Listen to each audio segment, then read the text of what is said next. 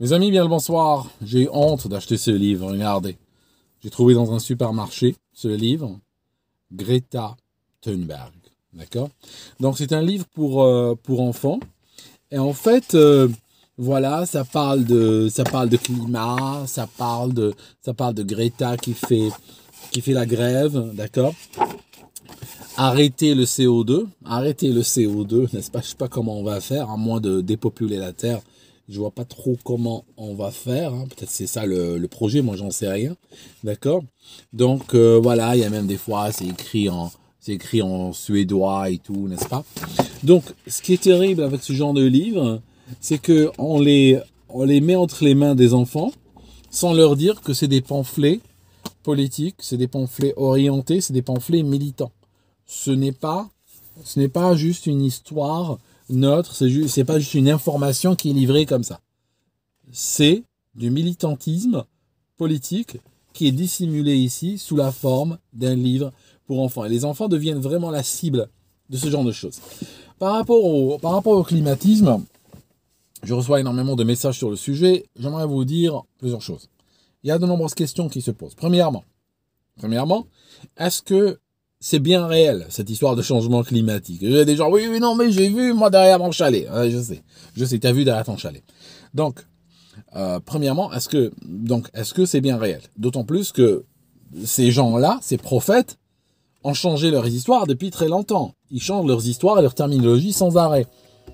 Vous prenez, durant les années 60 et 70, ils écrivaient des lettres suppliantes à des présidents américains, par exemple, pour leur dire le climat est en train de se refroidir, le climat va refroidir, on aura un grand refroidissement, il va tous mourir. Il faut faire quelque chose. Années 60-70 parlaient de refroidissement climatique. On arrive dans les années 80, après un petit passage sur le trou de l'ozone, on part sur le réchauffement climatique. Et on parle des Maldives qui vont disparaître, on parle des eaux qui vont monter le long des côtes parce que tout simplement les icebergs vont fondre et tout ça. Bon, les icebergs n'ont pas fondu. Les côtes, ils continuent toujours, les mêmes qui nous faisaient des cacas nerveux sur le climat sont en train d'investir des maisons à 10, 15, 20 millions de dollars sur les côtes qui sont inondables. Les Maldives existent toujours. Donc le réchauffement climatique et ses prophéties n'ont jamais marché.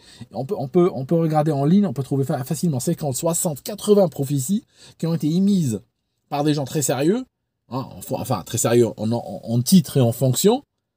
Et puis finalement, quand on regarde, arrivé à échéance, la prophétie s'est pas réalisée. Donc après, aujourd'hui, on parle de changement climatique. Changement, ça évite de trop parier, hein, de trop parier sur le refroidissement, sur le réchauffement. Donc quoi qu'il arrive, on dira qu'on avait raison. D'accord? Et puis aussi, ça permet aussi d'utiliser des terminologies comme dérèglement climatique. Donc tout dépend. En août, c'est réchauffement climatique. En janvier, c'est changement climatique. S'il y a trop de pluie, c'est dérèglement climatique, et ainsi de suite. Donc, ça, c'est la première question, vraiment. D'autant plus, elle se pose, est-ce que ce changement que nous voyons a quelque chose d'exceptionnel? Quand bien même je rentre dans votre logique de climatiste, est-ce que ce changement a quelque chose d'unique à lui? C'est une question qui mérite d'être posée. D'autant plus que l'observation, donc aujourd'hui, comment on mesure les températures? Quand on vous parle des températures globales, un chiffre qui ne veut rien dire, d'accord? Mais comment on les mesure? On les mesure avec des satellites. Des satellites qui ne sont pas hyper précis, mais qui vont utiliser la radiation infrarouge, d'accord, qu'ils vont estimer pour mesurer la température sur des points de la Terre. Ça ne veut strictement rien dire. C'est comme si je prenais des gens au hasard et puis je mesure leur fortune et je vous dis voici la fortune moyenne des Français, par exemple.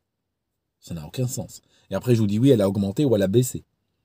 Depuis quand on lance des satellites? Vraiment, depuis quand on lance des satellites? Est-ce que les satellites, on les lance depuis 10 siècles, ou 20 siècles, ou 30 siècles? C'est très récent, les satellites. D'accord? Donc, les chiffres que nous obtenons, et les chiffres quand les ayatollahs du climat, sont des chiffres extrêmement récents. Alors, ils ont fait des extrapolations jusqu'en 1850. Mais comment tu peux extrapoler des températures qui n'ont pas été mesurées en 1850? D'accord? Je vous donne un exemple. Il y a dans le climat terrestre, il y a un effet qu'on appelle cyclique. Il y a beaucoup de choses cycliques dans notre... même la rotation de la Terre autour du Soleil est cyclique. Autour d'elle-même est cyclique. le fait qu'elle processionne autour de son axe, je peux vous en parler, l'année platonique, c'est aussi un cycle. Il y a plein de cycles naturels. Pour pouvoir évaluer un cycle naturel, il faut en voir plusieurs, il faut en voir beaucoup. Or, notre science est trop récente par rapport à des cycles longs. Je vous donne un exemple. Imaginons un martien qui arrive le 1er janvier sur Terre. Il arrive, pose sa secoupe, mesure la température, il dit « Oula, ça caille ici, il fait -5 ». En mars, déjà il a 20 degrés. Il dit « Waouh, ça a pris 25 degrés depuis mars. Depuis janvier, ça a pris 25 degrés. Waouh, t'as vu ça ?» Après, il arrive en août, 35 degrés. Là, il se dit « En 8 mois, cette Terre a pris 40 degrés en 8 mois. » Donc, grosso modo, elle est en train de prendre, si je divise par 8, 5, elle est en train de prendre 5 degrés par mois. D'accord ? Il va se dire, si je prends d'ici, je sais pas moi, à cette vitesse-là, hein, elle est en train de prendre 48 degrés, 50 degrés par an, d'ici 10 ans, il fera 500 degrés. D'accord ? Et il va rentrer chez lui en disant, ah oui, la planète Terre, elle est bien, mais sauf qu'elle est invivable. Hein. Là, j'ai vu, j'étais là. Là, je vous dis, moi, j'étais là. J'ai mesuré tous les jours. Et en 8 mois, elle a pris 40 degrés de température. Donc, je peux vous dire que d'ici décembre prochain, cette planète sera à 50 degrés. Et l'année d'après, d'ici la fin de l'année d'après, elle sera à 100 degrés. Les océans vont bouillir et tout ça. C'est quelqu'un qui ne connaît pas les cycles. Il est resté trop peu de temps pour voir les cycles. Or, c'est notre cas. D'accord ? D'ailleurs, quand on fait des analyses sur la Terre, on regarde les grottes, les mers, les lacs desséchés, les mers qui sont parties, qui sont revenues, on regarde les déserts et tout, qu'est-ce qu'on va trouver ? Il y a des déserts qui étaient des mers anciennement. Si on regarde la Terre, elle a connu des glaciations, elle a connu des périodes de glaciation il y a très longtemps. Et suivi ces périodes de glaciation par des périodes de réchauffement. Donc, ce qu'on est en train de voir comme changement n'a finalement peut-être rien d'exceptionnel. Ça, c'est premièrement. Deuxièmement, est-ce que ce changement est souhaitable ou pas ? Attendez, je bois un peu d'eau, j'ai mal à la gorge. Est-ce que ce changement est souhaitable ? C'est-à-dire, tu prends un pays comme le Royaume-Uni, par exemple. On est en train de dépenser, en train d'obséder, alors que nous coulons sur tous les plans. Nos hôpitaux ont coulé, notre police a déjà coulé, nos écoles sont en train de mendier des stylos et des feuilles. On est obsédé par le changement climatique. On a peur que d'ici la fin du siècle, la température augmente d'1,5 degré. Ce pays est comme une éponge, humide et froide et glacée la plus longue partie de l'année. Si on pouvait gagner 20 degrés d'ici la fin du siècle, ça serait très bien pour nous. Non, mais on est en train de dépenser une grande partie de notre PIB, au lieu que ça parte dans nos infrastructures, au lieu que ça parte dans nos écoles, dans nos routes et tout ça, on est en train de le dépenser sur des investissements idéologiques qui, de toute manière, quand bien même ils réussiraient à empêcher une augmentation d'1,5 degré, ça serait contre nos intérêts. Troisième question. Est-ce que c'est de notre faute ? Est-ce que c'est de ma faute que c'est en train de changer, ou de se réchauffer, ou de refroidir, peu importe ce que les ayatollahs du climat disent? Comment on va prouver un rapport de cause à effet? On a des gens aujourd'hui qui nous accusent, ils nous accusent de c'est votre chauffage, c'est votre douche, c'est votre nourriture, c'est votre vache, c'est votre chat, c'est votre chien. Ils ont même poussé l'audace jusqu'à dire c'est votre respiration. Et ça rejoint ce que je vous disais en début de vidéo. Tôt ou tard, on en arrivera à cette question. Il y a même des articles qui disent la respiration humaine cause le changement climatique. Ok, qu'est-ce qu'on fait? C'est quoi la suite? Il va falloir l'arrêter, cette respiration humaine. C'est ça le but? C'est vers ça qu'on veut aller? Je pose la question très sincèrement, sachant que l'Occident, assez régulièrement, ses élites inventent des idéologies génocidaires et destructrices. Donc je veux dire, est-ce que ce siècle-là, ça sera ça? D'accord? Et dernière question de cette liste. On croit, ceci ouvre pour les élites un droit à exiger de l'argent. D'accord? Donc ils disent, ok, le climat est en train de changer, il change de manière exceptionnelle, alors que ça n'a même pas été prouvé, et même quand on commence à creuser, ce n'est pas vrai. D'accord? Le climat a changé pendant des millions d'années, et ils ont menti ils ont lancé des prophéties foireuses, apocalyptiques pendant 50 ans. Et au lieu de se ridiculiser et revenir dans leur tanière, ils ont encore la gueule de venir nous parler et dire oui, oui, voilà, c'est en train de faire ceci, c'est en train de faire cela. Alors qu'ils ont passé 20 ans à dire que ça se refroidit, après 20 ans à dire que ça se réchauffe, et maintenant 20 ans à dire que c'est en train de changer. D'accord? C'est des menteurs. Ils ont menti, ils ont utilisé de la pseudo-science, ils ont utilisé la terreur intellectuelle pour faire taire les gens qui étaient opposés à eux, et puis ils ont donné les budgets qu'aux personnes qui répètent la doxa. D'accord? Premièrement. Deuxièmement, ils ont dit que ce réchauffement ou ce changement n'est pas souhaitable, alors que c'est même pas vérifié, que va faire 1,5 degré d'ici la fin du siècle. D'accord? Ils sont même pas capables de prévoir la météo qui fera demain ou après-demain. Ils sont capables de prévoir la météo globale dans un siècle. D'accord? Et puis, c'est de notre faute. C'est de notre faute. Et quand bien même ça serait de notre faute, ce serait peut-être la faute plus à celui qui vole en jet privé qu'à celui qui roule en Renault Clio. On est bien d'accord? Imaginons que c'est de notre faute. Ok, j'admets. Juste pour la démonstration, c'est de ma faute. D'accord? Si ma douche réchauffe le climat, ou ma baignoire réchauffe le climat, ou change le climat, leur piscine à eux, d'accord? Ils ont des résidences secondaires. Notre Premier ministre ici, il a une résidence secondaire avec une piscine olympique. Le village où il habite, où il y a cette résidence, ont dû installer des lignes électriques spéciales pour pouvoir la chauffer. Si ma baignoire à moi réchauffe le climat, j'imagine que sa piscine le fait encore plus. Si ma voiture à moi réchauffe le climat, j'imagine que ses jets privés, ses hélicoptères le font encore plus. D'accord? Forcément. Si mon train de vie à moi change le climat, ben le sien, il doit le changer peut-être 1000 fois plus. D'accord? Et la dernière question à laquelle il n'apporte pas de réponse, on croit ceci ou le rouvre un droit à exiger de l'argent?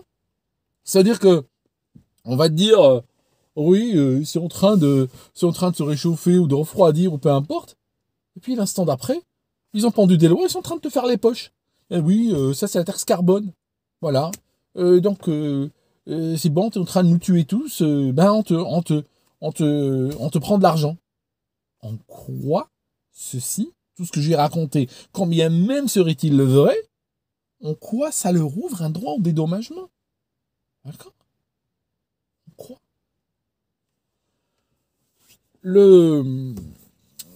L'histoire, je me souviens, dans les années 90, il y avait le vice-président américain, Al Gore. Il avait créé un film qui s'appelle Une vérité qui dérange. Inconvenient Truth. La vérité qui dérange, regardez l'utilisation du mot vérité dans le titre. Le journal du Parti communiste soviétique, Pravda, s'appelait Pravda. Pravda veut dire vérité en russe. La vérité. Donc je t'impose. C'est une vérité. Tu n'as pas le droit de discuter ou autre. Ce que je te dis, c'est une vérité. Quand il a lancé ce film, tout le monde est parti le voir dans les salles, tout ça. Et puis il a été imposé dans les écoles, dans les lycées, y compris au Royaume-Uni. Il y a un père de famille qui a porté plainte contre le livre, contre le film. Il a dit que ce film est présenté comme un document neutre, comme un document impartial, alors qu'en fait, c'est un document politique, militant et plein de fausses informations. Or, le Code de l'éducation au Royaume-Uni, comme de nombreux pays, interdit explicitement d'exposer les enfants à du contenu militant, déguisé en contenu neutre. L'histoire est arrivée devant le tribunal. Le tribunal a relevé une douzaine d'erreurs. Et le tribunal, ils ont même dû dire, même si nous reconnaissons que le changement climatique est bien réel, toujours comme ça, hein, vous savez, moi je viens d'un pays où même quand on veut critiquer par exemple la religion dominante, on est obligé de dire, nous sommes très contents d'avoir cette religion, nous sommes très contents de vraiment en être et tout ça, mais par contre, hein, toujours, dans les systèmes fortement idéologisés, si tu veux critiquer, tu es toujours obligé de dire que tu es d'accord avec, mais tu aimerais critiquer quelques détails dedans. Par exemple, le film disait que Pourquoi ces peuples qui vivent en Océanie ont dû quitter leurs îles et aller se réfugier en Nouvelle-Zélande? Le tribunal, malgré des recherches, n'a trouvé aucun peuple qui a dû quitter son île pour aller se réfugier en Nouvelle-Zélande. En fait, ils ont dit cela, c'est pour suggérer aux enfants que l'eau est déjà en train de monter, que les océans sont en train de bouillir, comme on a dit l'année dernière, là, c'est même plus le réchauffement climatique, mais c'est l'ébullition climatique. Et en fait, ça a monté et ça a forcé des gens à fuir. D'accord? Imaginons que des gens fuient. Pourquoi je te paye? Pourquoi je te paye? Imaginons que vraiment, l'eau est en train de monter, qu'elle a obligé des gens à fuir en Nouvelle-Zélande. Pourquoi je te paye? Pourquoi je te donne l'argent? D'accord? Pourquoi je te donne le fruit de mon travail? Pourquoi toi, tu dois capter le fruit de mon travail? Parce que des gens doivent fuir leurs îles. D'accord? Le tribunal n'a trouvé aucune trace de ces gens-là. C'était un mensonge. Ces gens, dès qu'ils parlent, ils mentent. Et en fait, le film, il n'a pas pu l'interdire, le gars, au Royaume-Uni, mais il était précédé d'un avertissement. C'était déjà une demi-victoire, mais voilà.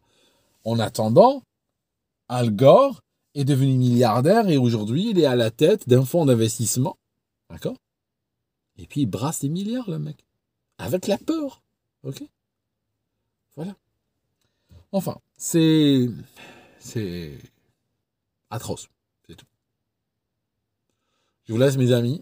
Ce livre, bien entendu, finira à la poubelle. D'accord? Je suis pas... C'est odieux, quoi. On se voit dans une autre vidéo. Et vous allez voir, remarquer sous la vidéo, va apparaître l'article Wikipédia sur le climat. Ça rate jamais. De dire, oui, le climat, machin, on sait pas trop ce qu'il dit ce type, mais au cas où vous regardez Wikipédia, il y a un article plus équilibré. Hein, d'accord? Merci mes amis, à très bientôt.